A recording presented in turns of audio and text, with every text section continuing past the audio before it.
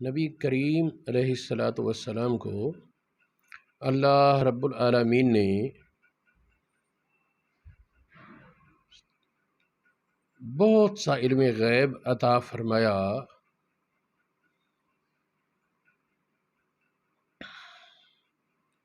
لوگوں کو اس مسئلے میں بڑا التباس ہوتا ہے، تو میں نے اس موضوع پر تفصیلی بیان کا ارادہ کیا، جس کا ایک حصہ آج بیان ہوگا، پہلی قسط، اور دوسری قسط پھر کسی وقت۔ مشہور حدیث ہے، حضرت ابو ہریرہ رضی اللہ تعالی عنہ فرماتے ہیں، مجھے نبی کریم علیہ الصلاۃ والسلام نے ماہ رمضان میں وہ جو فطرانہ تھا اس کی حفاظت کے لیے ڈیوٹی لگائی۔ یہ ابو ہریرہ کہتے ہیں رات کے وقت ایک کوئی آ گیا، اس کو اٹھانے والا دونوں ہاتھ سے بھر بھر کر وہ اٹھا رہا تھا، پکڑ لیا ابو ہریرہ نے، اس نے منت ترلے کر کے کہا کہ بڑا غریب ہوں، بچے بھوکے ہیں وغیرہ، اور جان چھڑائی کہ غریبوں کا ہی حق ہے نا صدقۃ الفطر، اور میں غریب آدمی ہوں۔ تو ابو ہریرہ نے چھوڑ دیا۔ صبح نبی پاک نے پوچھا تیرے قیدی نے کیا کیا؟ عرض کیا جی وہ غربت اور افلاس کی شکایت کرتا تھا اور اس نے وعدہ کیا نہیں آئے گا۔ نبی پاک نے فرمایا جھوٹ بول کے آئے گا۔ ابو ہریرہ کہتے ہیں مجھے یقین ہو گیا کہ وہ آئے گا، کیونکہ نبی پاک نے کہہ دیا ہے وہ آئے گا۔ دوسری رات تیار، پھر پکڑ لیا، پھر اس نے پھر منت سماجت کی، پھر چھوڑ دیا۔ تیسری رات پھر یہی ہوا۔ دوسرے دن بھی نبی پاک نے ارشاد فرمایا کہ وہ جھوٹ بول گیا، دوبارہ آئے گا۔ ابو ہریرہ کہتے ہیں مجھے یقین تھا کہ وہ آئے گا۔ تیسری رات پھر آیا، پکڑا گیا۔ ابو ہریرہ نے کہا اب نہیں چھوڑوں گا، تیسری بار ہے، نبی پاک کے سامنے پیش کروں گا۔ بڑی منت سماجی تخیر کہنے لگا تمہیں وظیفہ بتاتا ہوں، اگر تم پڑھ لو گے تو شیطان تمہارے قریب نہیں آئے گا۔ چنانچہ اس نے یہ آیت الکرسی کا وظیفہ وہ بیان کیا کہ یہ پڑھ کر سویا کرو، تو اس طرح شیطان ساری رات تمہارے قریب نہیں آ سکے گا۔ حضرت ابو ہریرہ کہتے ہیں اگلے دن نبی پاک کی بارگاہ میں پیش ہوا، فرمایا کہ تمہارے قیدی نے کیا کیا؟ میں نے عرض کیا، فرمایا وہ وظیفہ ٹھیک بتا گیا ہے بڑا جھوٹا لیکن بات سچی کر گیا ہے۔ یہ جانتے ہو کس سے تم 3 راتوں سے مخاطب ہو؟ ابو ہریرہ نے کہا کہ یا رسول اللہ میں تو نہیں جانتا۔ فرمایا وہ شیطان ہے، پہلے جانتے ہیں وہ آئے گا، یہ بھی غیب کا علم، اور پھر وہ کون ہے یہ بھی جانتے ہیں، اللہ کے سامنے دیکھا تو نہیں بظاہر۔ یہ حدیث صحیح بخاری شریف میں 3 جگہ موجود ہے، ابن خزیمہ میں، شعب الایمان بہقی میں، شرح السنہ، مصابیح السنت، مشکات المصابیح اور ریاض الصالحین وغیرہ میں موجود ہے۔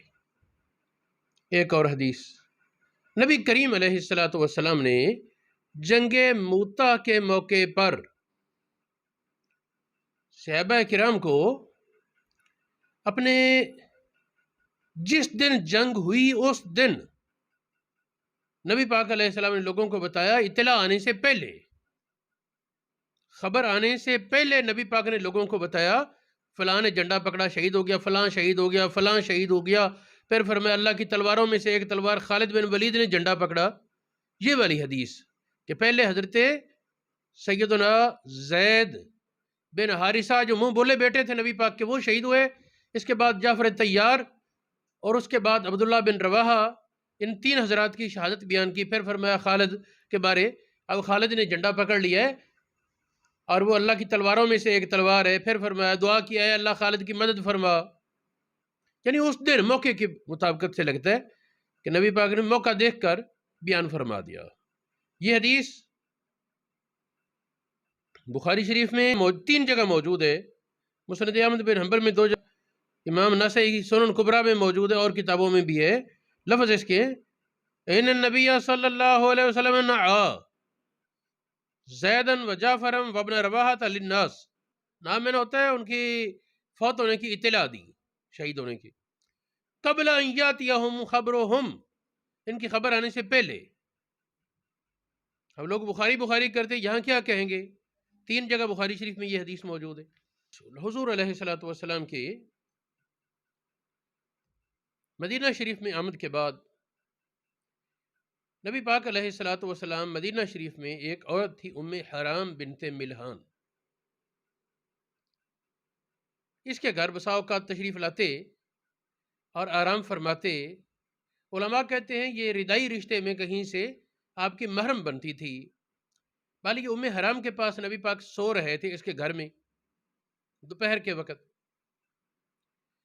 مسکراتے ہوئے آنکھ کھلی، ام حرام نے عرض کیا اللہ پاک آپ کو ہمیشہ مسکراتا رکھے، اگر مجھے ارشاد فرمائیں تو۔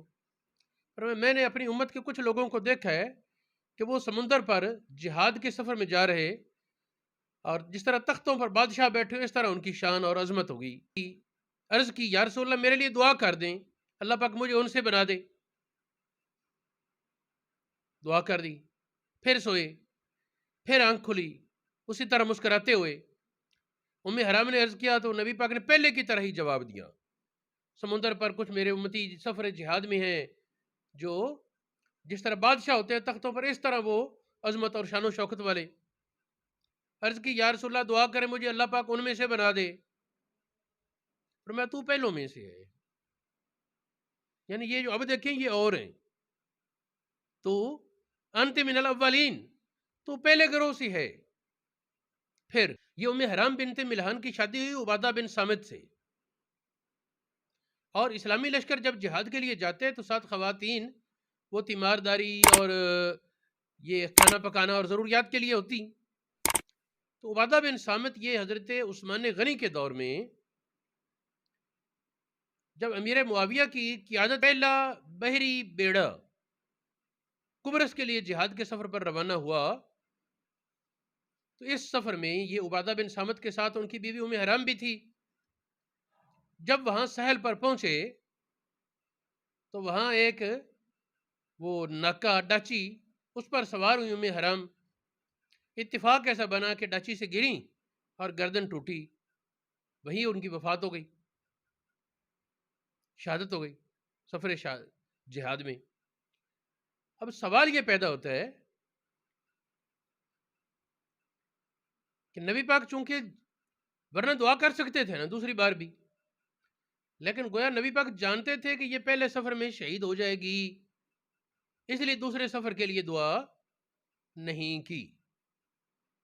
یہ حدیث نبی پاک صلی اللہ علیہ وسلم کے علم غیب پر جو اللہ پاک کا عطا کردہ ہے اس کے دلائل میں سے ایک دلیل ہے۔ یہ بخاری شریف میں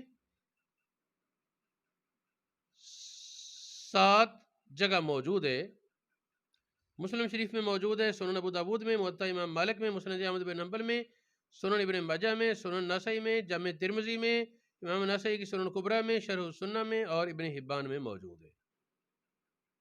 ایک اور حدیث ہے، حضور علیہ الصلوۃ والسلام سفر میں تھے، آپ نے ارشاد فرمایا آج رات تیز ہوا چلے گی اور ہرگز کوئی آدمی کھڑا نہ ہو۔ سفر میں تھے، فرمایا آج رات تیز طوفان آئے گا اور ہرگز کوئی آدمی اس میں کھڑا نہ ہو۔ تو رات کو طوفان آیا، ایک آدمی وہ کسی کام کے لیے کھڑا ہوا، ہوا نے اسے اٹھایا اور طے کے علاقے، حتم تائی کا علاقہ، طے کے علاقے کے پہاڑوں میں جا پھینکا۔ یہ حدیث دلائل النبوہ بہقی میں ہے، مصابیح السنت میں ہے، یہ ابن حبان میں ہے، سیرت حلبیہ میں، تفسیر مظہری میں اور دیگر کتابوں میں موجود ہے۔ یہ مصابیح السنت میں نہیں، یہ باقی حوالے ٹھیک ہے۔ ایک اور صحابی نواس بن سمعان نبی پاک صلی اللہ علیہ وسلم کے پاس کچھ پوچھنے کے لیے حاضر ہوئے۔ نبی پاک علیہ السلام نے فرمایا کہ تم یا رسول اللہ میں نے کچھ پوچھنا ہے، فرمایا تم بتاؤ گے کہ میں بتاؤں، کیا پوچھنے آئے ہو؟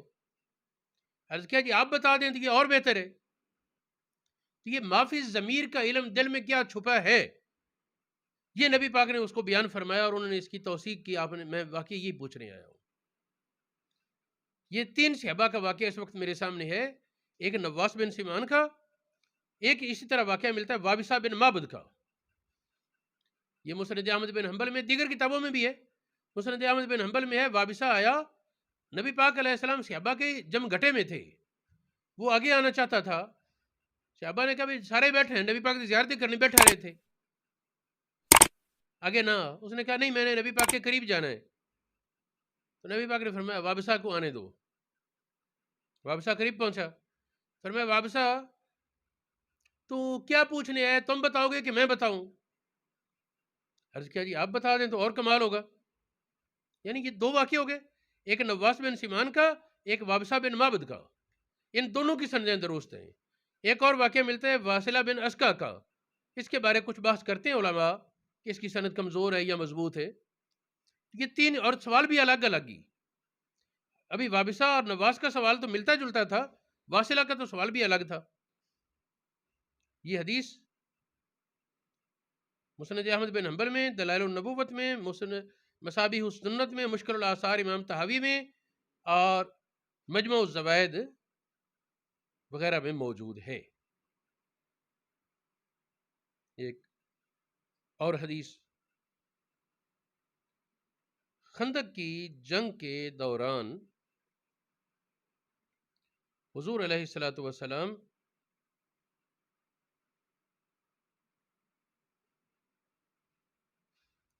کے سامنے ایک چٹان آئی. صحابہ نے خندق کے دوران ایک چٹان دیکھی سخت. عرض کی یا رسول اللہ چٹان آ گئی، ٹوٹتی نہیں. فرمایا میں اترتا ہوں. نبی پاک علیہ السلام خندق میں اترے، کدال ہاتھ میں پکڑی اور اس کو 3 ضربیں لگائیں. یہ ابو نعیم نے دلائل النبوت میں بیان کیا ہے کہ 3 بار چمک نکلی اور نبی پاک علیہ الصلوۃ والسلام نے شام اور روم اور ایران کی فتح کی خبریں دیں. یہ اس کے قریب قریب، بل یہ مفہوم اس میں آتا ہے. یہ واقعہ علامہ نبھانی نے حجت اللہ علی العالمین میں لکھا، واللہ اعلم بالصواب. ایک اور حدیث ہے مشہور صحابی وائل بن حجر، یہ ہجرت کے 9ویں سال بارگاہ نبوت میں حاضر ہوتا ہے. تو اس کے آنے سے 3 دن پہلے، وائل بن حجر کے آنے سے 3 دن پہلے نبی پاک نے فرمایا تمہارے پاس وائل بن حجر آ رہا ہے، یمن کے بادشاہوں کا بقیہ، اور وہ اپنی حکومت اور اپنا اختیار اپنے بس سے چھوڑ کر اللہ اور رسول کی رضا کے لیے آ رہا ہے، سب کچھ چھوڑ کر. حالانکہ ایک بادشاہ کے لیے بادشاہی چھوڑنا بڑا مشکل ہوتا ہے. یہ ایک علاقے کا حاکم تھا اور خاندانی بادشاہ تھا، لیکن اس نے اسلام کے لیے سب کچھ قربان کر کے بارگاہ نبوت میں حاضر ہو گیا. نبی پاک علیہ السلام نے پھر اپنی طرف سے جو دے دیا دے دیا، آخرت بھی دی، دنیا بھی دی، عزت اور اکرام بھی عطا فرمایا، لیکن انہوں نے تو اپنی کر لی نا، سب کچھ قربان کر کے حاضر ہو گئے. یہاں میں بات یہ کرنے لگا ہوں کہ اس کے آنے سے پہلے نبی پاک نے صحابہ کو بتایا وہ آ رہا ہے.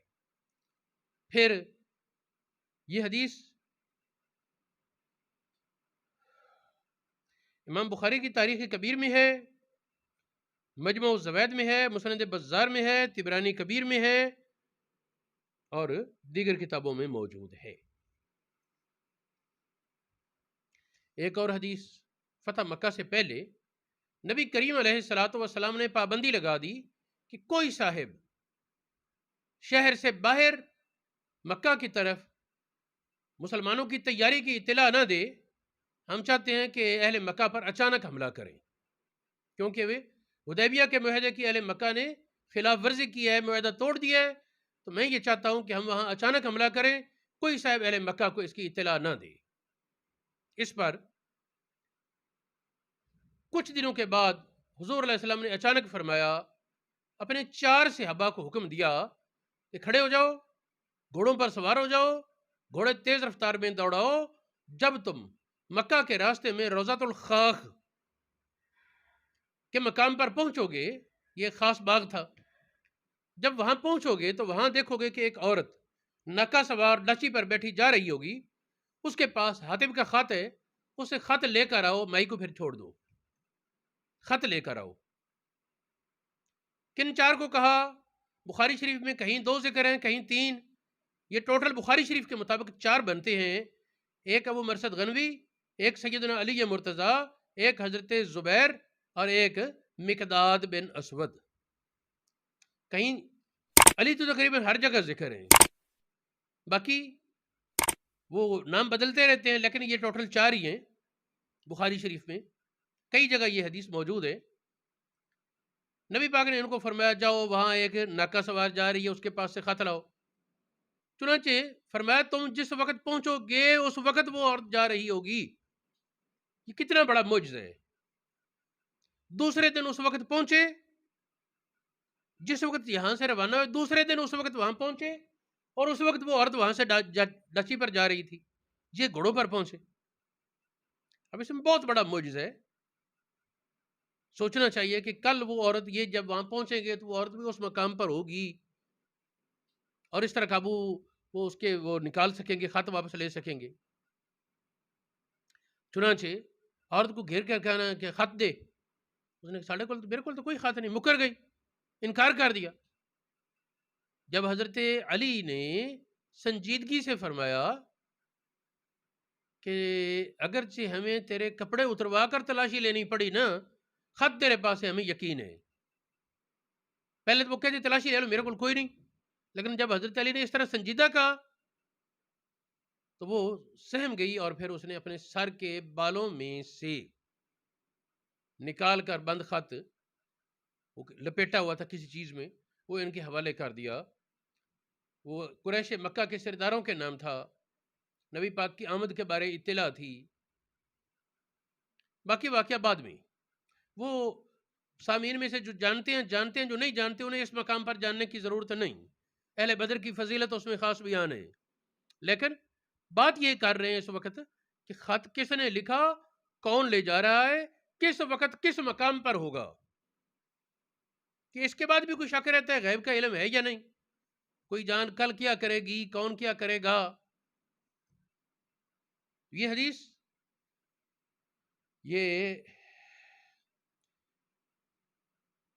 بخاری شریف میں ہے، 4 مقامات بلکہ 5 مقامات پر اس وقت میرے سامنے ہے۔ بخاری شریف میں، مسند احمد بن حنبل میں، مسلم شریف، ابو داود، ترمذی، سنن ابن حبان اور مشکات المصابیح میں یہ حدیث موجود ہے۔ حضور علیہ السلام کے ایک صحابی تھے ثابت بن قیس، جب وہ ایت اتری نا کہ نبی پاک کی آواز سے آواز بلند نہ کرو تمہارے عمل برباد ہو جائیں گے،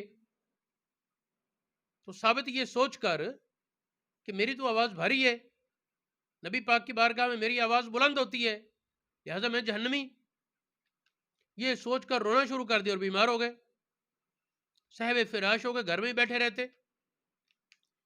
دوسرے یا تیسرے دن آقا کریم علیہ السلام نے فرمایا کسی کو ثابت کا پتہ ہے؟ وہ نہیں آیا۔ ایک نے عرض کیا یا رسول اللہ میں اس کا پتہ کر کے آتا ہوں۔ آ کر عرض کی یا رسول اللہ وہ یہ کہتا ہے، ایک اس میں یہ بات تھی کہ وہ کہتا ہے مجھے اچھے کپڑے پہننے کا شوق ہے، اور تکبر کے بارے مذمت آئی ہے تو کہیں یہ میرے لیے بھی نہیں، اور اس طرح 2-3 باتیں تھیں۔ تو اس میں خاص یہ تھا کہ میری آواز بلند ہے، نبی پاک کی آواز سے اونچی ہو جاتی۔ نبی کریم علیہ السلام نے اس موقع پر فرمایا ثابت کو کہ تو زندگی گزارے گا تعیش و حمیدن، تیری ساری زندگی تعریف کی جائے گی، تیری برائی نہیں کرے گا کوئی۔ تقتل و شہیدن، شہادت کے ساتھ تو وفات پائے گا۔ وتدخل الجنہ، جنت میں جائے گا۔ یہ حدیث کئی مقامات پر ہے، اس وقت میرے سامنے اس کے 4 حوالہ جات ہیں، طبرانی کبیر، مستدرک امام حاکم، مجمع الزوائد، موطا امام محمد، امام محمد کی جو فقہ حنفی کے بڑے عالم ہیں ان کی کتاب ہے۔ پھر ایسے ہی ہوا ثابت ساری زندگی تعریفوں میں رہے، اور ابو بکر صدیق کے دور خلافت میں مسیلمہ کذاب کے خلاف جنگ کے دوران یہ شہید ہوئے، اور کچھ اور بھی اس کا واقعہ آتا ہے شہادت کے بارے میں، میں پھر کسی وقت تفصیل سے بتاؤں گا۔ یہ حدیث جو ہے ثابت والی، یہ اور بھی کئی کتابوں میں موجود ہے۔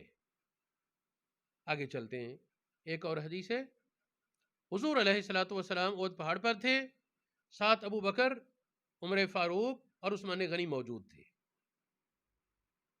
احد پہاڑ پر زلزلہ طاری ہو گیا، یا یوں کہہ لیں کہ وہ اپنی قسمت پر ناز کر کے اچھلنے کودنے لگا، تو حضور علیہ الصلوۃ والسلام نے پاؤں کی ٹھوکر ماری اور فرمایا کہ اسکن، سکون کر، انما علیک نبی و صدیق و شہیدان، تجھ پر ایک نبی، ایک صدیق اور 2 شہید موجود ہیں۔ غیب کی خبر نہیں، عمر کی شہادت، عثمان کی شہادت کی خبریں۔ تو یہ حدیث بھی صحاح میں موجود ہے، اس کے حوالہ جات دیکھیں، بخاری شریف میں 3 جگہ یہ حدیث موجود ہے، ترمذی شریف میں موجود ہے، ابو داود میں، ترمذی شریف میں دو جگہ ہے، سنن ابو داود میں، سنن نسائی میں، امام نسائی کی سنن کبریٰ میں بھی ہے، شرح السنہ میں، دار قطنی میں موجود ہے ایک اور حدیث۔ حضور علیہ الصلوۃ والسلام، یہ احد پہاڑ مدینہ شریف میں ہے، یہ الگ حدیث ہے۔ اب جو بتانے لگا ہوں یہ اور حدیث ہے، یہ غار حرا کے بارے ہے۔ حضور علیہ الصلوۃ والسلام ساتھ ابو بکر، عمر، عثمان، 3 یہی، علی، طلحہ اور زبیر، 3 اور،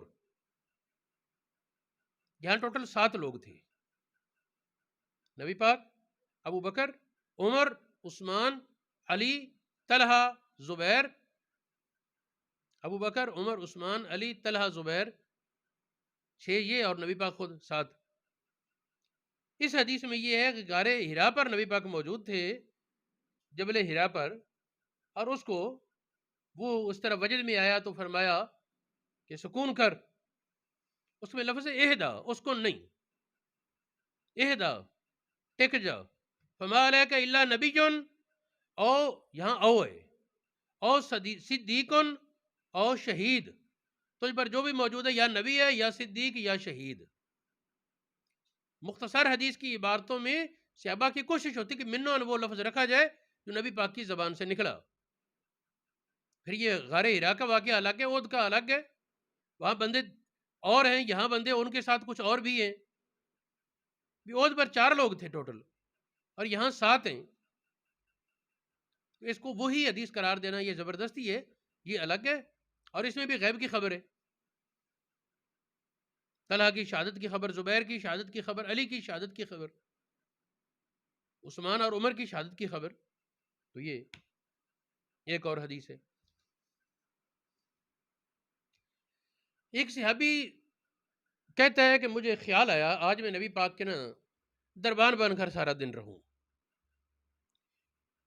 پاس آیا، پتہ چلا نبی پاک فلاں باغ میں گئے، وہاں پہنچ گیا،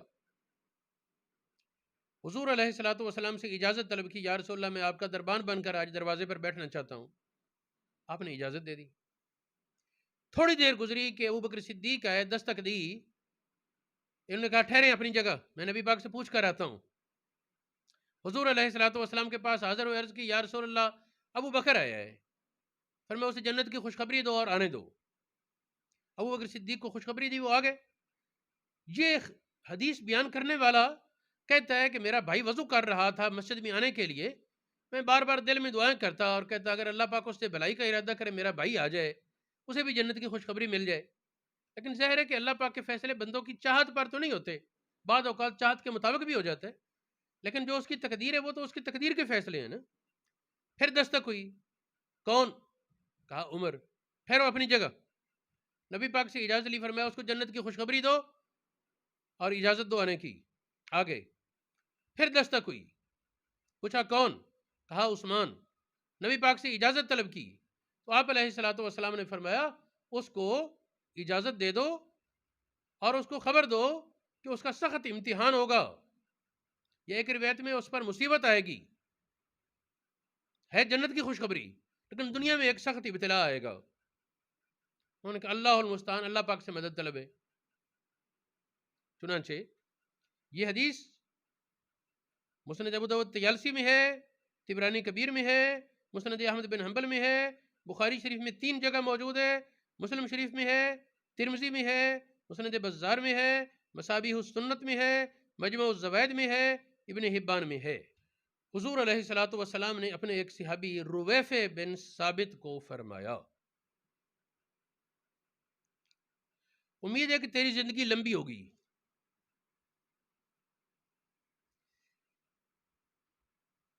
تو اسے کچھ پیغام دیا، جس میں ایک یہ تھا کہ داڑھی کو کوئی چڑھا کر چھوٹا کرے، لپیٹ کر، ایک یہ تھا کہ گلے میں کوئی دھاگا باندھے، ایک یہ تھا کہ استنجا جو کرے وہ ہڈی سے نہ کرے، اور اس طرح کر کے، اور میں جو یہ کام کرے تو اس کو بتا دو قد برئ مما انزل اللہ علی محمد، اس کا تعلق نہیں ہے جو اللہ تعالیٰ نے محمد پر اتارا، اس سے اس کا تعلق ختم۔ بعض روایات میں اس میں آتا ہے کہ جو کہن کی تصدیق کرے۔ تو یہ حدیث رویفع بن ثابت والی، جس میں اتنا لفظ سب میں ہے، اللہ الحیاتا ستطول بکا، امید ہے کہ زندگی عن قریب تیری لمبی ہوگی، یہ حدیث مسند احمد بن حنبل میں ہے، سنن ابو داود میں، سنن نسائی میں، شرح معانی الاثار میں، طبرانی کبیر میں، سنن بیہقی میں، شرح السنہ میں، اور مشکات المصابیح میں موجود ہے۔ لا الہ الا اللہ محمد رسول اللہ۔ مسجد نبوی کی بنیاد رکھی جا رہی تھی، صحابہ پتھر اٹھا اٹھا کر لا رہے تھے، اور عمار بن یاسر 2 پتھر اٹھا کر لا رہے تھے، تو حضور علیہ الصلوۃ والسلام نے عمار کے کام پر خوشی ظاہر کی، اور پھر ایک خبر دی کہ عمار کو ایک باغی جماعت قتل کرے گی، عمار بن یاسر کو، ابن سمیہ کو باغی گروہ قتل کرے گا۔ نبی پاک نے یہ ارشاد فرمایا، پھر نبی پاک کی زبان سے چونکہ نکلا پھر ہو کر رہنا تھا، تو حضرت علی مرتضیٰ کرم اللہ وجہ الکریم کی فوج میں شامل تھے عمار۔ جنگ صفین میں امیر معاویہ کی فوجوں سے جنگ کی حالت میں عمار شہید ہوئے۔ عمار بن یاسر کی شہادت کے بعد کئی ایسے صحابہ جو پہلے حق واضح نہ ہونے کی وجہ سے غیر جانبدار تھے، کہ یہ صحابہ کا آپس میں جھڑپیں، ہم کسی طرف حصہ نہیں لیتے، اس معاملے کے بعد کہ عمار شہید ہو گئے حضرت علی کے طرف داری میں لڑتے ہوئے، اس واقعہ کو دیکھ کر حضرت عبداللہ ابن عمر رضی اللہ عنہما اور بہت سے اور صحابہ انہیں شرح صدر ہو گیا کہ حق پر علی ہیں اور خطا دوسروں سے ہے، یہ اجتہادی خطا تھی، اس پر ان کو برا بھلا کہنا وہ درست نہیں، لیکن بال معاملہ تو ایک خطرناک ہے۔ تو یہ عمار بن یاسر کی شہادت، اس کا واقعہ، یہ خبر بعد میں ہے وہ عمارن، بعد میں ہے وہ کا یبن سمیہ تقتل کل فیات الباغیہ، باغی جماعت قتل کرے گی، شہید کرے گی۔ یہ حدیث بخاری شریف میں، مسلم شریف میں، جامع ترمذی میں، مسند احمد بن حنبل میں، مسند بزار میں، طبرانی کبیر میں، مستدرک امام حاکم میں، مصنف ابن ابی شیبہ میں، مصنف عبد الرزاق میں، اور مسند طیالسی میں موجود ہے۔ یاد رہے کہ میں جتنے حوالہ جات پیش کیا کرتا ہوں متعلقہ کتاب میں ہونے کا میں ذمہ دار ہوں، اگر کسی کو نہ ملے تو میرے پاس صفحات لکھے ہوئے ہیں، نمبر شمار ہیں، میں دکھا سکتا ہوں۔ ہو سکتا ہے کسی وقت میں ان کتابوں کے نمبر شمار حدیثوں کا، کہ صفحات تو بہت سارے بدل جاتے ہیں چھپے بدلنے سے، وہ بھی بیان کرنا شروع کر دوں۔ اگر سننے والے یہ پسند کریں، سننے والے میرے سامعین یہ پسند کریں کہ حدیث کا نمبر شمار پورا بتایا جائے، تو وہ اپنے کمنٹ میں یہ رہنمائی کر دیں، تو ہم انشاءاللہ یہ سلسلہ بھی شروع کر دیں گے۔ ورنہ کتاب کا حوالہ وہ پوری ذمہ داری سے دیا کرتا ہوں، دیکھ کر کتاب میں پڑھ کر اس کے بعد یہ بیان کرتا ہوں، اور میں ذمہ دار ہوں جتنے حوالے دیتا ہوں وہ دکھانے کا۔ ایک اور حدیث ہے، نبی پاک علیہ السلام کے پاس آپ کی ازواج بیٹھی تھیں، تو نبی پاک کی بیماری شروع تھی، معاملہ بات چلی تو فرمایا کہ تم میں سب سے پہلے، بیویوں کو فرمایا تم میں سب سے پہلے مجھ سے ملے گی جس کے ہاتھ لمبے ہیں۔ اب انہوں نے امہات المومنین نے کانا پکڑا اور اس سے پیمائش کرنے لگی۔ اس پہ میش میں حضرت سودا کا ہاتھ لمبا نکلا، ام المومنین سودا معمر بھی تھیں، لیکن بعد میں راز کھلا کہ زینب کا ہاتھ لمبا تھا۔ ہاتھ لمبا ہونے سے مراد سخاوت تھی، وہ ہاتھ سے محنت کرتی، کام کاج کرتی۔ اور میں نے پہلے ایک مضمون میں بیان کیا تھا کہ حضرت زینب وہ کھال کو رنگ کر لیتی، رنگ کر کے بیچ دیا، ہاتھوں سے کچھ بنانا، سلائی کرنا اور اس طرح کے کام آپ جانتی تھی، اور اسے اچھی خاصی آمدن آپ کی ہوتی، اس سے آپ صدقہ خیرات کرتی، تو یہ ان کے ہاتھ کا لمبا ہونا تھا۔ یہ حدیث صحیح میں کئی جگہ موجود ہے، یہ بخاری شریف میں ہے، مسند احمد بن حنبل میں ہے، سنن نسائی، امام نسائی کی سنن کبریٰ میں ہے، سنن نسائی میں بھی ہے، مسند ابن حبان میں ہے، مسلم شریف میں موجود ہے، طبرانی کبیر میں موجود ہے، بزار میں موجود ہے، مشکل الاثار امام طحاوی میں موجود ہے، مستدرک امام حاکم میں موجود ہے۔ ایک اور حدیث، سیدہ فاطمہ الزہرا صلی اللہ علیہ وآلہ وسلم، سیدہ فاطمہ الزہرا علیہ السلام نبی پاک کی بارگاہ میں حاضر ہوئیں بیماری کے دوران۔ بیماری سے پہلے حضور علیہ الصلوۃ والسلام نے سرگوشی فرمائی تو رو پڑی، پھر سرگوشی فرمائی، ہنس پڑی۔ تو اس کے بارے میں دوسری سرگوشی میں کیا کہا؟ بعض روایات میں ہے کہ جنتی عورتوں کا سردار ہونے کی خبر دی، بعض روایات میں ہے کہ فاطمہ کو فرمایا تو میرے بعد میرے گھر والوں میں سب سے پہلے تم میرے پاس آؤ گی، اور یہ دونوں باتیں ٹھیک ہوگی، لیکن سیدہ کے مسکرانے کی وجہ تو یہی سمجھ آتی ہے کہ وہ جدائی کا وقت تھوڑا ہونا سمجھ آیا، تو اس وجہ سے آپ مسکرا دیں، خوش ہو گئیں۔ حدیث پاک میں آتا ہے کہ حضرت عائشہ صدیقہ نے پوچھا، نبی پاک نے انہوں نے کہا راز ہے میں نہیں بتاؤں گی، راز ہے میں نہیں بتاؤں گی۔ نبی پاک کے وصال کے بعد عائشہ صدیقہ نے کہا کہ جو میرا حق ہے تم پر، اس حق کی قسم ڈال کر پوچھتی ہوں، بتاؤ نبی پاک نے تم سے کیا کہا تھا؟ انہوں نے کہا اب بتاؤں گی، یہ حق سے مراد ہے باپ کی بیوی ہونا، یا اور بھی کوئی ہو تو اللہ پاک جانے، باپ کی بیوی ماں کے درجے میں ہوتی ہے میم وجہ، تو حضرت عائشہ نے غالباً اس حق کا وہ جتا کر قسم ڈالی۔ خیر سیدہ نے فرمایا اب بتاؤں گی، تو انہوں نے بتایا کہ پہلے نبی پاک نے اپنے وصال کی خبر دی تھی، اور بعد میں یہ کہا تھا جنتی نوجوانوں کی سردار کا بتایا، یا دوسرا بل یہ حدیث دونوں دوسری سرگوشی میں دونوں باتیں صحیح ہیں، لیکن میں اس وقت بتانے لگا ہوں سیدہ کے سب سے پہلے وصال فرمانے کی خبر جو تھی، اس کے حوالہ جات پیش کرنے لگا ہوں۔ فاطمہ الزہرا کو فرمایا، بعد حدیثوں میں فاطمہ کو بتایا انی اول اہلہ یتبعہ، کہ میں ان کے گھر والوں میں سب سے پہلے ہوں جو پیچھے جاؤں گی، بعد میں انت اول اہل الحکم بھی، بل معنی ایک ہی ہے، خطاب کا صیغہ ہے یا غیب کا؟ یہ بخاری شریف میں، مسلم شریف میں، ترمذی میں موجود ہے، مسند احمد بن حنبل میں موجود ہے، ابن حبان میں موجود ہے، مصنف ابن ابی شیبہ میں موجود ہے، مشکات شریف میں موجود ہے، بخاری شریف میں 5 جگہ یہ حدیث موجود ہے، حضرت فاطمہ کی سب سے پہلے فوت ہونے کی خبر۔ بخاری شریف حدیث نمبر 3625، 3626، 3715، 3716، 4433 نمبر حدیث، ان 5 حدیثوں میں یہ فاطمہ الزہرا کو یہ خبر کہ میرے گھر والوں میں سب سے پہلے تم آؤ گی۔ یہ بڑا پیچیدہ علم ہے، کون کس وقت فوت ہوگا، کس انجام کیا ہوگا، اس میں یہ بھی خبر ہے نا کہ ایمان کی سلامتی کے ساتھ آؤ گی میرے پاس، لوگتا بھی ہے نا۔ ایک اور حدیث،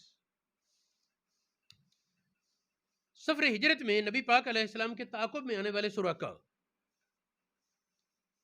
کے بارے جب ابو بکر صدیق نے عرض کیا کہ سراقہ آ پہنچا، نبی پاک صلی اللہ علیہ وسلم نے زیر لب کچھ اللہ پاک کی بارگاہ میں عرض کیا تو سراقہ کے گھوڑے کے پاؤں پتھریلی زمین میں دھنس گئے۔ قصہ مختصر، اس نے وعدہ کیا کہ میں معاف جاتا ہوں اور لوگوں کو ہٹا دوں گا، تحریر لے لی کہ جب مسلمان مکہ فتح کریں گے تو اس کی جان مال کو تحفظ ہوگا، پھر اسی وقت یا کسی اور موقع پر نبی پاک نے ارشاد فرمایا کہ سراقہ تیرے ہاتھوں میں کسرا کے کنگن ڈالے جائیں گے.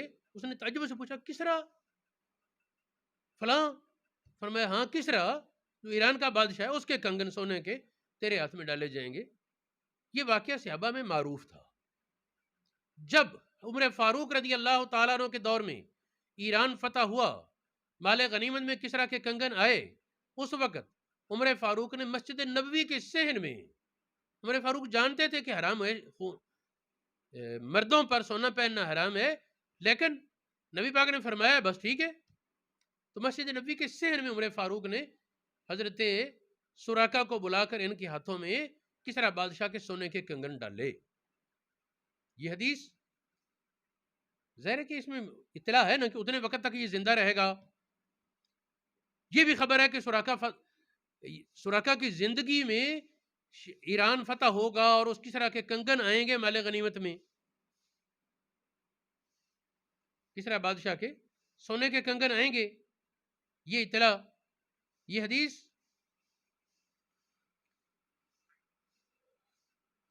جامع الاصول میں موجود ہے، ابن اسیر کی کتاب ہے، الاستیاب میں موجود ہے، اسد الغابہ میں موجود ہے، تہذیب الاسماء واللغات میں امام نبی نے بیان کی، خصائص کبریٰ میں امام سیوطی نے بیان کی، تاریخ خمیس میں بھی یہ حدیث موجود ہے. ایک اور حدیث، نبی کریم علیہ الصلوۃ والسلام مسجد نبوی میں ممبر پر جلوہ افروز تھے کہ نبی پاک کے شہزادے امام حسن مجتبیٰ وہ مسجد میں آئے. حضور علیہ السلام نے اٹھا کر اپنے پاس ساتھ بٹھا لیا اور ارشاد فرمایا ابنی ھذا سید، میرا یہ بیٹا سردار ہے. حسن کے بارے فرمایا لعل اللہ ان یصلح بہ بین فئتین، امید ہے کہ اس کے ذریعے مسلمانوں کی دو بڑی جماعتوں کے درمیان صلح کرے گا اللہ پاک. اس کے سبب سے مسلمانوں کی دو بڑی جماعتوں کے درمیان صلح ہوگی. پھر یہ واقعہ ظہور پذیر ہوا. حضرت علی مرتضیٰ کی شہادت کے بعد امام حسن مجتبیٰ کے دور خلافت میں 6 یا 7 ماہ گزرنے کے بعد جب امام حسن مجتبیٰ نے امیر معاویہ سے معاہدہ فرمایا اور مسلمانوں کی دو بڑی جماعتوں کے درمیان صلح کا سبب بنے، تو نبی پاک کی یہ حدیث، نبی پاک کے فرمان کے مطابق اس کا ظہور ہوا.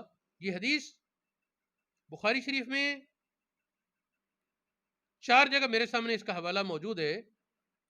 مصنف ابن ابی شیبہ میں ہے، طیالسی میں ہے، امام نسائی کی سنن کبریٰ میں ہے، سنن ابو داود میں، جامع ترمذی میں موجود ہے، سنن نسائی میں موجود ہے، طبرانی کبیر میں موجود ہے، مسند بزار میں ہے، مسند احمد بن حنبل میں ہے، ابن حبان میں اور مستدرک امام حاکم میں موجود ہے. یہ حدیث حضور علیہ الصلوۃ والسلام کے صحابی سعد بن ابی وقاص، سعد بن ابی وقاص حجۃ الوداع کے موقع پر مکہ شریف میں بیمار ہو گئے. نبی پاک علیہ السلام عیادت کے لیے تشریف لائے. قصہ مختصر، آخر میں عرض کیا، اس میں انہوں نے اپنے وارثوں کے بارے پوچھا، وصیت کا اور اس طرح سارا معاملہ. آخر میں نبی پاک کی حدیث سے فرمایا امید ہے کہ تو صحت یاب ہوگا اور تیری وجہ سے کچھ لوگوں کو نفع اور کچھ کو نقصان پہنچے گا. اور اللہ اور رسول کا امید کہنا وہ یقین کے درجے میں ہوتا ہے. یہ حدیث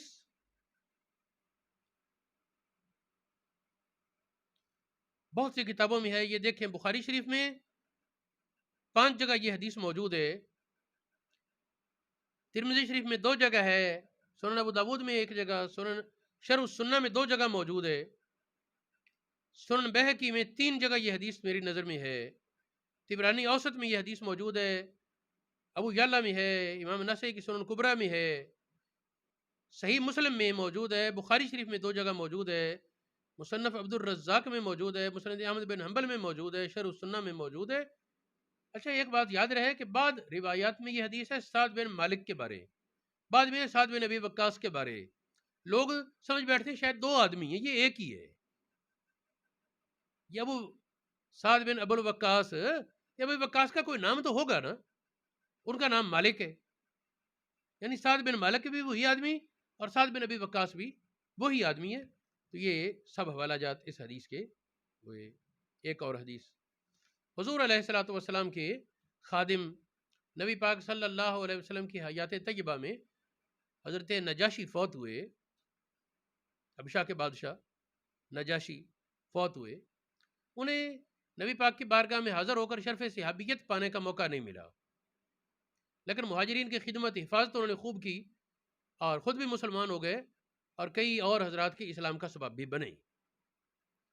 جس طرح میں وہ عمر بن عاص کے اسلام کے بارے میں ملتا ہے اور بھی کئی حضرات کے، تو نجاشی کی کوششوں سے وہ حضرات بھی مسلمان ہو گئے.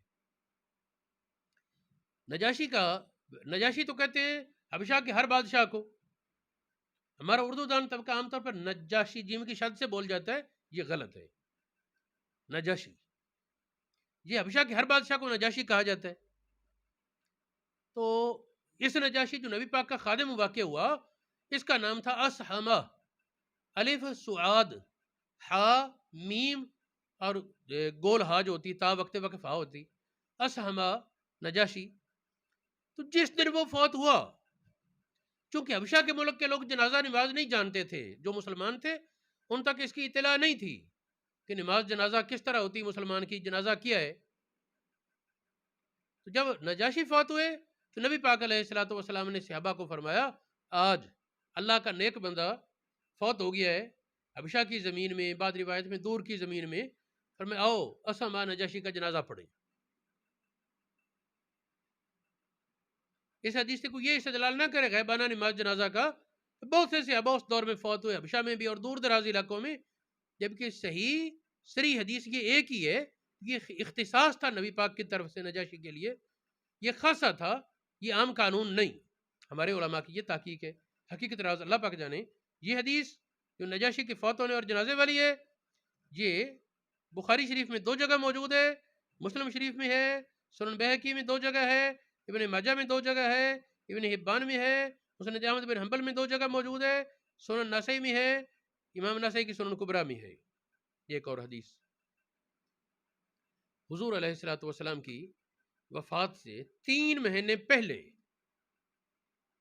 فیروز نام کا ایک صحابی نبی پاک کی اجازت سے اسود انسی کو قتل کرنے کے لیے گیا. اسود انسی نبوت کا جھوٹا دعوے دار، اس کے قتل کے لیے فیروز نام کا صحابی 3 مہینے پہلے نبی پاک کی وصال سے گیا اور وہ موقع تلاش کرتا رہا اور ترکیب لگاتا رہا، یہاں تک کہ نبی پاک کے وصال سے 1 رات پہلے یا چند راتیں پہلے، بعض روایت میں سمجھ جاتے 3 راتیں پہلے، بعد میں سمجھ جاتا 1 رات پہلے، نبی پاک علیہ الصلوۃ والسلام اچانک مسکرائے، خوش ہو کر آپ نے خوشخبری دی، فرمایا کہ اسود انسی قتل ہو گیا ہے، فیروز کامیاب ہو گیا ہے. اسود انسی قتل ہو گیا ہے، فیروز کامیاب ہو گیا ہے. اور کئی دن کے بعد خط پہنچا فیروز کی طرف سے کہ اس کو قتل کر لیا ہے، اور وہ بعد میں پھر فیروز بھی آیا. لیکن بات میں یہ کر رہا ہوں کہ نبی پاک نے فوراً بتا لیا نا موقع پر. لوگ کہتے دیوار کے پیچھے کا علم نہیں، یہ مدینہ شریف میں اور یمن کے حالات بتا رہے ہیں، جو ہزاروں میل کا سفر بنتا ہے، 1000 سے زائد، شاید 2000 کلومیٹر کے لگ بھگ ہو یا اس سے بھی اوپر ہو جائے. یہ حدیث خصائص کبریٰ میں امام سیوطی نے بیان کی، مرکات میں ملا علی قاری نے بیان کی، لمعات التناقی میں شیخ عبدالحق محدث دہلوی نے بیان کی، مشکات شریف کی شرح میں علامہ طیبی نے بیان کی، مجمع البحار میں، خصائص کبریٰ میں امام سیوطی نے، تفسیر خازن میں، البدایہ والنہایہ میں اور مرآت الزمان وغیرہ کتابوں میں یہ حدیث موجود ہے. ایک اور حدیث، حضور علیہ الصلوۃ والسلام نے ارشاد فرمایا کہ میرے بعد تمہارے پاس تابعین میں سے بہتر آدمی اویس کرنی آئے گا یمنی فوجوں کے ساتھ. تو حضرت عمر فاروق کو اور حضرت علی کو ان دونوں کی ملاقات ہوئی. نبی پاک نے فرمایا تم میں سے جس کی ملاقات ہو اویس سے، اسے کہنا کہ وہ تمہارے لیے دعائے مغفرت کرے. مروہ فلیستغفر لکم، اویس کو کہنا تمہارے لیے دعائے مغفرت کرے. نبی پاک کا حکم پہنچا دینا. پھر انہوں نے حکم کی تعمیل بھی کی. تو یہ اویس کرنی، ان کے آنے کی خبر پہلے دی، اویس کا نام بھی بتایا، اس کے باپ عامر کا نام بھی بتایا، اور یمن سے آمد بھی بتائی، قبیلہ بھی بتا دیا. حضرت عمر فاروق ہر سال جو بھی وفد آتا یمنیوں کا پوچھتے، جب اویس آئے تو پھر ملاقات ہوئی، پھر دعا کے لیے بھی کہا. تو یہ حدیث مسلم شریف میں موجود ہے، حلیت الاولیاء میں موجود ہے، جامع الاصول میں ہے، اسد الغبا میں ہے، کنز العمال میں ہے اور مشکات المصابیح میں ہے۔ ایک اور حدیث سیدنا امام حسین رضی اللہ تعالیٰ عنہ کے بارے نبی پاک علیہ الصلوۃ والسلام کا جب آپ کو اطلاع دی گئی تو آپ کا رونا، پوچھنے پر بتانا کہ مجھے جبریل نے عرض کیا کہ آپ کا یہ بیٹا شہید کیا جائے گا۔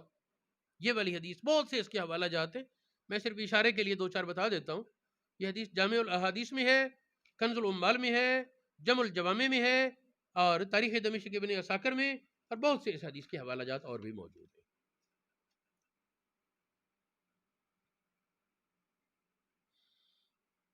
ایک اور حدیث ہے، نبی پاک علیہ الصلوۃ والسلام بدر کے موقع پر، جنگ بدر کے موقع پر نبی پاک علیہ الصلوۃ والسلام رات کے وقت ساتھیوں کو آپ نے جگہ دکھائیں، نشان لگائے، کل فلاں کافر قتل ہو کر یہاں گرے گا انشاءاللہ، فلاں کافر قتل ہو کر یہاں گرے گا انشاءاللہ۔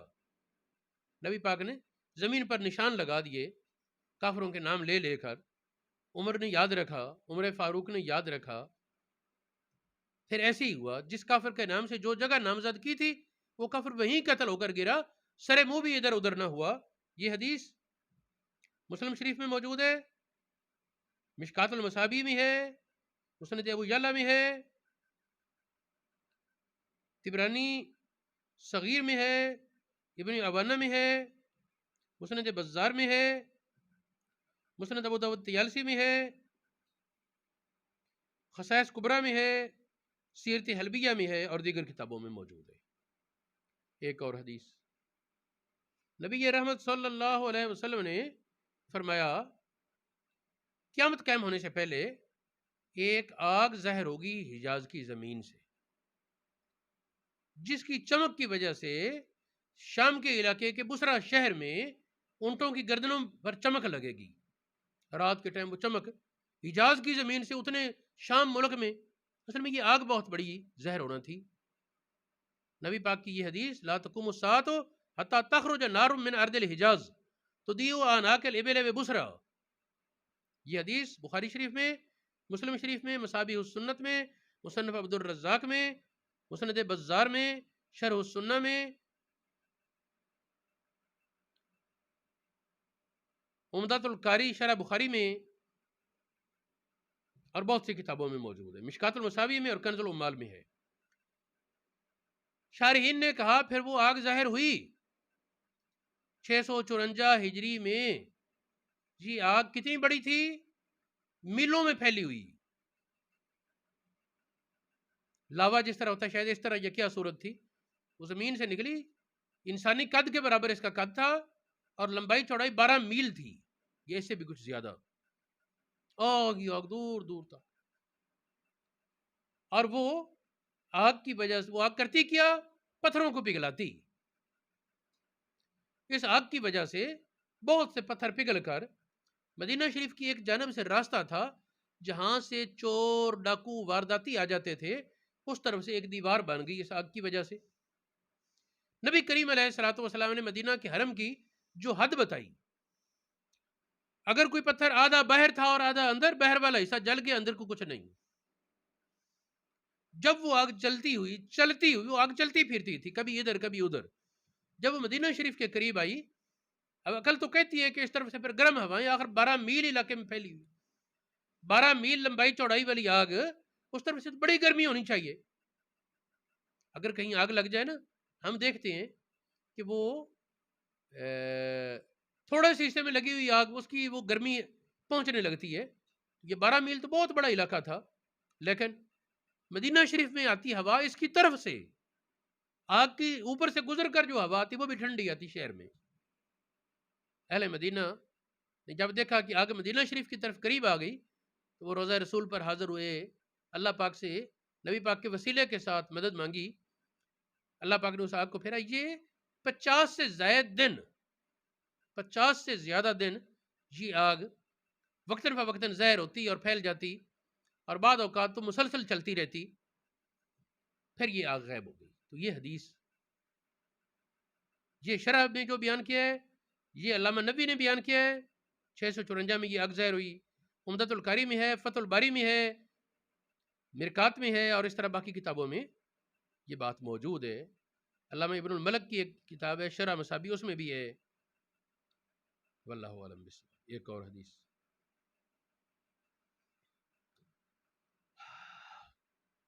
نبی کریم علیہ الصلوۃ والسلام نے فرمایا کہ اس وقت تک قیامت نہیں آئے گی یہاں تک کہ تمہاری جنگ ترکوں سے ہو، سرخ چہرے والے، اور اس طرح ناک اور اس طرح حلیہ بیان۔ تو پھر وہ جنگ ہوئی۔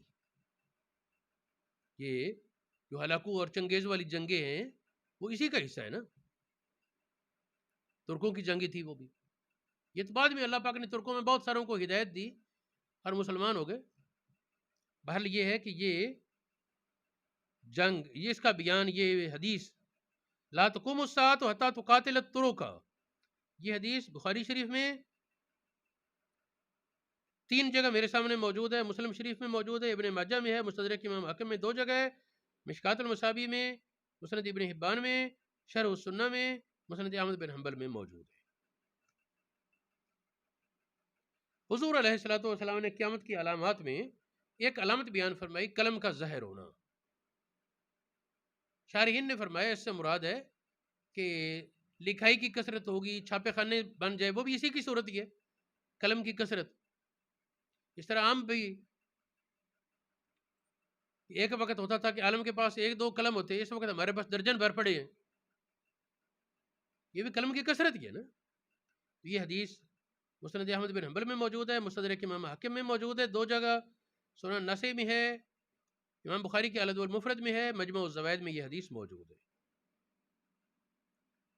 ایک اور حدیث ہے، اس حدیث میں بھی وہ لفظ تھا کہ جھوٹی گواہیوں کا ظاہر ہونا اور حق چھپانے کی عادت، حق گواہی چھپا لینا اور جھوٹی گواہی بیان کر دینا، یہ بھی قیامت کی علامات سے ہے۔ جو میں نے پہلے حوالے دیے اس میں مسند احمد بن حنبل میں یہ عبارت موجود تھی۔ اب اس کے کچھ اور حوالہ جات ہیں جن میں جھوٹی گواہی کا ظاہر ہونا اور سچی گواہی کے چھپانے کا بیان ہے۔ اب جو حوالہ جات بتا رہا ہوں ان میں دیکھیں، یہ مسند احمد بن حنبل میں موجود ہے، مشکل الآثار میں موجود ہے، مجموع الزوائد میں موجود ہے، مستدرک امام حاکم میں ہے، الادب المفرد میں ہے۔ اب ہمارے دور میں اس کی کتنی مثالیں سامنے آتی ہیں۔ پچھلے سال 2 سال پہلے تقریباً لاہور کے ایک عالم نے سچا مسئلہ بیان کیا،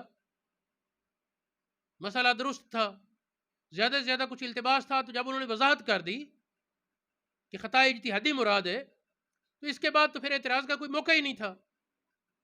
اس کے باوجود اس کے خلاف طوفان بدتمیزی اور معاہدے کرنا، دوستوں کو ملا کر، بہت سے علماء ہزاروں کی تعداد میں انفرادی طور پر پوچھیں تو جی جو وہ عالم کہتا ہے جلالی صاحب وہ ٹھیک کہتا ہے، مسئلہ یہ نہیں ہے۔ کوئی کہتا ہے جی طوفان وہ فلاں گالیاں دے گا، اس کی گالیاں نہیں برداشت ہوتی۔ کوئی یہ کہتا ہے جی مسئلہ ایویں ہے لیکن ساڈے یہ نال لڑائی ہے، سانو عزت نہیں دیندا۔ اللہ کے بندو اپنی عزت چھوڑو، اللہ اور رسول کے حکم کے لیے کھڑے ہو جاؤ۔ اور چونکہ وہ مسئلہ اب بھی چل رہا ہے، وہ لوگ آج بھی ذہنیت خراب کرنے پر تلے ہوئے ہیں، اور بعض جگہ اہل سنت کی بڑے بڑے مجالس میں، بڑے مدارس میں، جہاں پڑھنے پڑھانے والے جانتے ہیں کہ وہ موقف باطل ہے، پھر اس موقف کے ترجمان خطیب بلائے جاتے ہیں اور ان کی تقاریر کرائی جاتی ہیں۔ پچھلے دنوں داتا صاحب کے مزار پر اس کی کوشش ہوئی، جس کو پھر وہ ناکام کر دیا گیا، اگرچہ میں اس طریقہ کار کو بھی پسند نہیں کرتا جس طریقے سے اس کو ناکام کیا گیا، کہ بزرگوں کے مزارات کا تقدس ہوتا ہے، لیکن اس کو قانونی طور پر رکاوٹ کرنا چاہیے اور آئندہ کے لیے پابندی لگانی چاہیے کہ کوئی ایسا آدمی جو داتا صاحب کے عقیدے کے خلاف ہے اس کو خطاب کے لیے نہ بلایا جائے، صدارت کے لیے نہ بلایا جائے۔ ہاں جس کے بارے بحث ہے وہ کہتا ہے میں داتا صاحب کے عقیدے پر ہوں، دوسرے علماء کہتے ہیں نہیں، تو عدالت فیصلہ کرے، عدالت میں جائیں، کیس لگائیں، یا علماء کا بورڈ بیٹھے فیصلہ کریں۔ یہ کیا بات ہے مل کر بیٹھنا نہیں اور گھر بیٹھ کر دھڑے کٹنا اور اپنی دوستی پالنا۔ اللہ رب العالمین ہدایت عطا فرمائے۔ تو یہ قیامت کی نشانیوں سے ہے، حق گواہی چھپانا اور جھوٹی گواہی بیان کرنا۔ اب کس کو نہیں پتا کہ قرآن پاک کی آیات سورہ نور والی وہ حضرت عائشہ صدیقہ کی برات کے موقع پر اتری ہیں، عائشہ صدیقہ کی پاک دامنی کے لیے اتری، آج کچھ لوگ وہ سیدہ فاطمہ الزہرا کے حوالے سے بنا کر بیان کر رہے ہیں.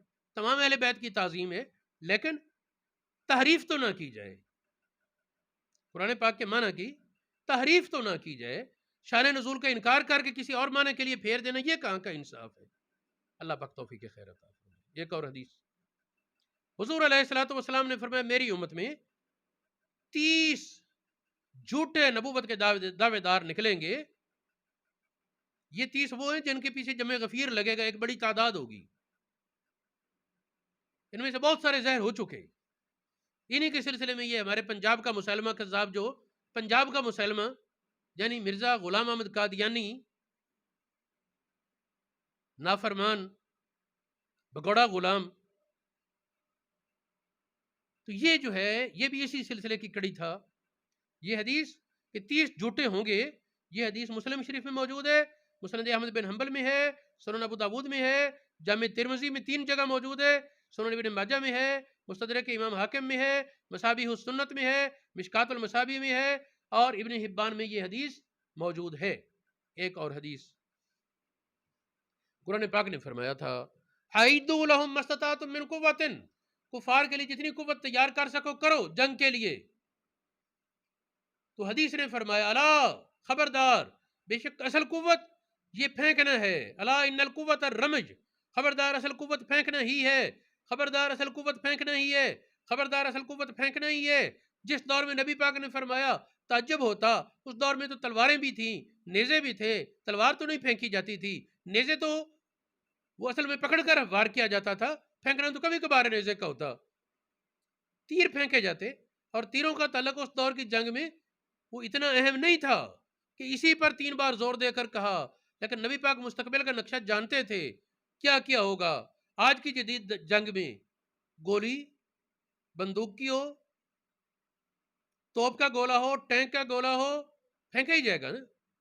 اسی طرح بم پھینکا جائے گا، ایٹم بم پھینکا جائے گا، ہائیڈروجن بم یا اس سے بھی کوئی خطرناک بم بن جائے وہ بھی پھینکا ہی جائے گا نا. تو قوت الرمج، اصل قوت پھینکنا ہے. یہ حدیث بہت سی حدیث کی کتابوں میں موجود ہے.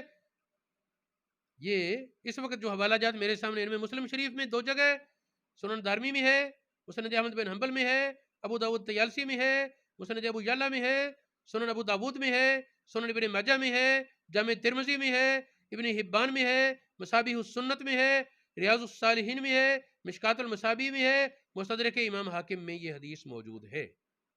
اس موضوع پر دوسرا حصہ وہ پھر کسی وقت ریکارڈ کروائیں گے انشاءاللہ تعالی.